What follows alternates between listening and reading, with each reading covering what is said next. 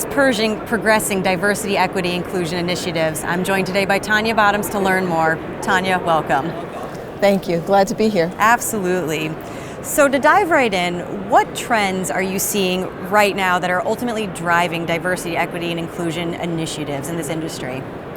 So one of the things I would say is I think that there is definitely more focused and intentional actions being taken. I think that many people thought with the summer of 2020 and all of the social unrest that these efforts would just be a flash in the pan. And that's not really happening. It's definitely has longevity, and I believe that this time is going to be a little different. Firms are absolutely focusing on talent. So looking inwardly first, they're looking at the talent that they've already acquired. They're looking at how they can grow talent as well as retain it, and to help associates feel valued. And think about ways that they can create career paths and opportunities, within their enterprises. Then looking externally, I think many firms are checking in on pipeline. They're looking at where is talent coming from. The financial services industry is so broad, and I think many times people assume it's just one role. But my background is I'm a lawyer. When I was in law school, I never would have imagined the job that I have in a bank as an attorney. So definitely the industry is focusing on the pipeline. How can we attract younger talent, job changers, students to this industry? Absolutely, and it's been very encouraging to see companies really embrace these initiatives, but what are some of the tangible benefits of having a diverse workforce?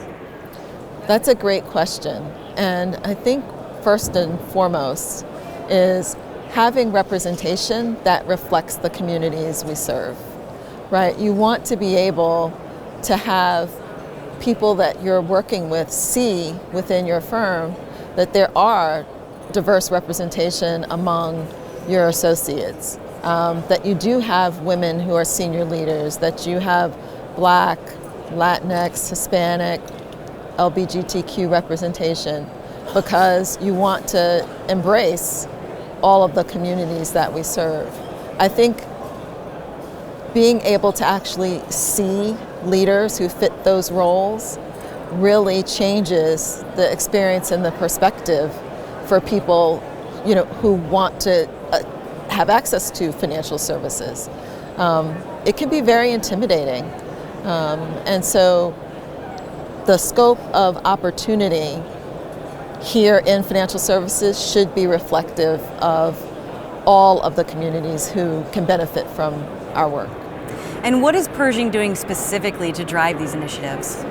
So in addition to what we're doing in our line of business, it's also coordinated throughout our enterprise as a global initiative. So focusing on some of the domestic initiatives that we have, we absolutely, as I mentioned, are focusing on talent. So really looking at how can we make our associates feel valued. We spent some very specific and intentional time listening to employees to understand what their needs were, what they wanted to do from a career perspective. And so we're taking those themes and we're using them to inform our thinking.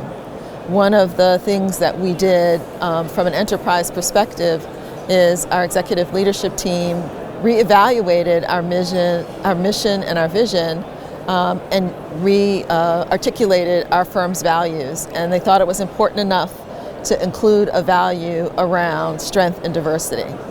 So all of our lines of business are really leveraging that value.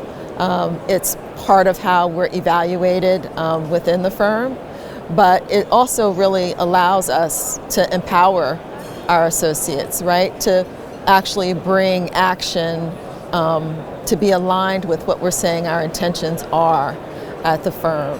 Some other things that we've done in the Pershing line of business also focus on how we're engaging with our clients differently. We're looking for opportunity to engage with clients around talent initiatives, right? Are there opportunities for us to work together to draw in that pipeline we were just talking about? As well as how can we look at supporting our clients differently? We have that connectivity from a broader perspective that maybe some of our smaller clients do not. So being able to leverage relationships. And then I think the one other thing I would add, from an industry perspective, really trying to be a leading voice.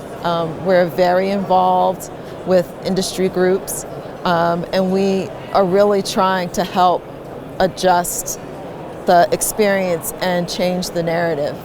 We had the opportunity through some of our industry associations to sponsor a program for financial services, pro bono financial services, and that was launched a year ago. It's called Communities of Color.